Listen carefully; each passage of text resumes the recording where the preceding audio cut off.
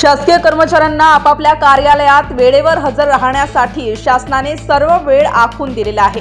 मात्र असे असताना सुद्धा दर्यापूर अमरावती मार्गावरील जलसंपदा विभाग अंतर्गत पाटबंधारे कार्यालयाचा कारभार हा रामभरोसे दिसून आला आहे। 19 मार्च बुधवार रोजी सकाळी 11 वाजता जनविकास न्यूजच्या माध्यमातून या कार्यालयाला भेट दिली असता या कार्यालयात एकही शिपाई कर्मचारी अधिकारी आढळून आलेला नाही। विशेष म्हणजे कार्यालय उघडे मात्र कार्यालयाच्या आतील खुर्चीवर एकही कर्मचारी बसलेला आढळून आला नाही। माध्यमांनी संबंधित कार्यालयातील वरिष्ठ अधिकारी यांना संपर्क साधला असता त्यांनी कुठलाही प्रतिसाद दिलेला नसून या पाटबंधारे विभागाचा कारभार अतिशय गलथान झाला आहे। अशा निगरगठ्ठ अधिकारी कर्मचाऱ्यांवर वरिष्ठ अधिकाऱ्यांचे अभय असल्याचे बोलले जात आहे।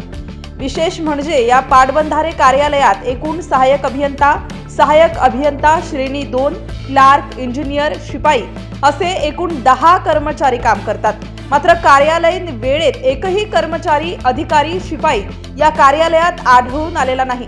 शासनाचा लाखो रुपये पगार हे अधिकारी घेतात मात्र शासकीय नियमांचे कुठलेही पालन करत नसल्याचे दिसून आले आहे।